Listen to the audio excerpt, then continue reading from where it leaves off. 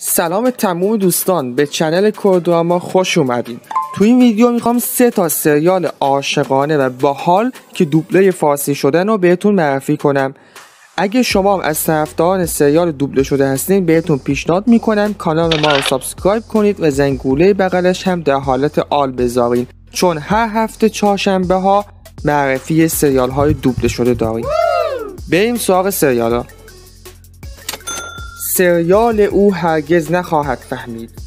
ژانر این سریال کمدی و عاشقانه هستش و در سال 2021 در 16 قسمت پخش شد.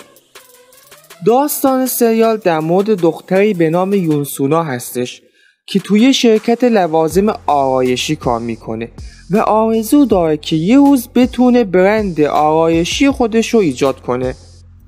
در همین حال پسری به نام چاه یونسونگ در همون شرکت کار میکنه.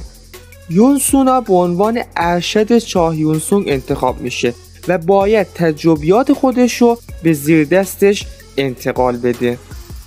این سریال تو گروهایی که من بودم بحثش زیاد بود. یه سری ها دوستش داشتن و یه سری ها خوششون نیومده بود. اگه این سریال رو دیدین و خوشتون اومده بود تو بخش کامنت ها قلب قرمز بذارین و اگه خوشتون نیومده بود قلب شکسته بذارین از اینا.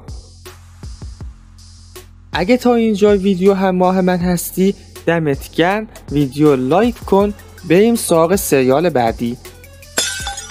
سریال پیشبو. ژانر این سریال درام و عاشقانه هستش و در سال 2021 در 16 قسمت پخش شد.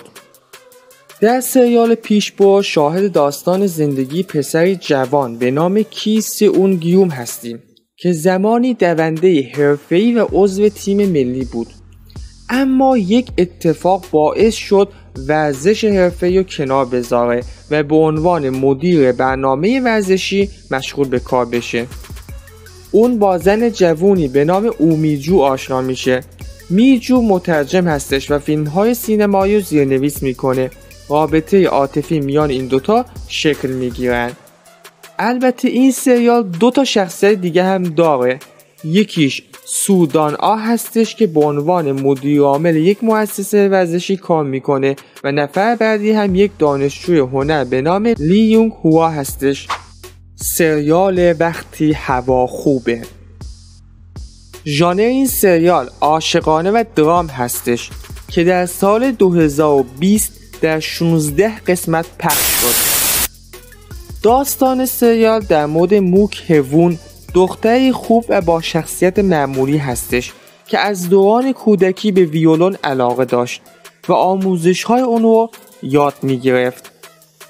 زندگی اجتماعی اون در بزرگسالی با ویولون آغاز میشه، اما به خاطر ضربه‌های عاطفی که از اطرافیان میخوره نسبت به دیگران سرد و بی‌اعتماد میشه.